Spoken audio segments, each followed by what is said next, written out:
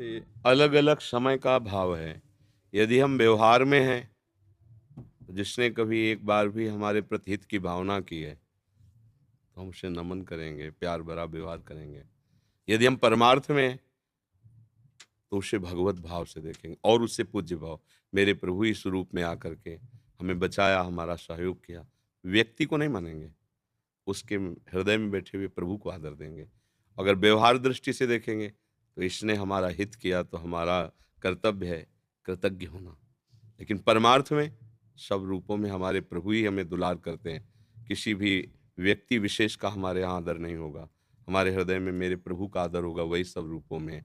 नाते नेह राम के मनियत सुहृद सुसेव्य जहाँ लो। अंजन कहा आँख जे फूटे बहुतक कहाँ कहाँ लो। हमें नाता केवल प्रभु से ही संबंध रखते हुए मानना। इन सब हृदयों में मेरे भगवान विराजमान है। तो समझ में आया ना? व्यवहार और परमार्थ का बड़ा विलक्षण स्वरूप है। परमार्थ में एकमात्र मेरा प्रभु ही है। व्यवहार में भाई है, भाभी है, रिश्ते हैं, नाते हैं, उनको उस तरह मानना होगा। परमार्थ में बस केवल वासुदेवा सर्वमित सम आत्मा सुदुर्लभा, एकमात्र मेरे भगवान हैं। जीवन में हम कभी किसी का एहसान नहीं मान सकते। क्यों? क्योंकि मेरे प्रभु कर रहे हैं। अब माता का कभी एहसान होता है क्या? अरे माता का ही पूरा का पूरा स्वरूप ही ये जीवन है। तो उसको हम एहसान शब्द से अपमानित करते हैं। जैसे माँ कहती है कि हम तुम्हारा बड़ा एहसान मानते हैं, आपने मुझे पाला। तो मानो हम उसको अपमानित कर रहे हैं। ऐसे हम भगवान को थोड़ी कहेंगे आपका एहसान है। वो माँ है, उसके लिए एहसान शब्द बहुत हल्का होता है। ऐसे वो भगवान है, उसके लिए एहसान शब्द बहुत हल्का होता है।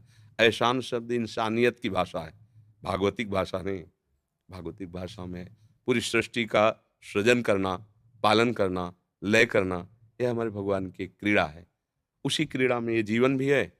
कभी किसी रूप में आके सहयोग करते हैं, कभी किसी रूप में आके हमें प्रोत्साहन देते हैं, कभी किसी रूप में आके हमें शीतलता प्रदान करते हैं, कभी किसी रूप में आके हमें जलन प्रदान करते हैं।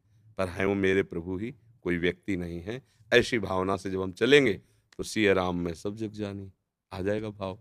तो परमार्थ का स्वरूप और व्यवहार का स्वरूप आगे चलकर एक होता है, पर प्रारंभ में थोड़ा-सा मार्ग में अंतर होता है। तो जब व्यवहार की भाषा में बोलेंगे, तब ये बोलेंगे, जब परमार्थ की भाषा में बोलेंगे, तो ये बोलेंगे। समझ में आ गया आपको?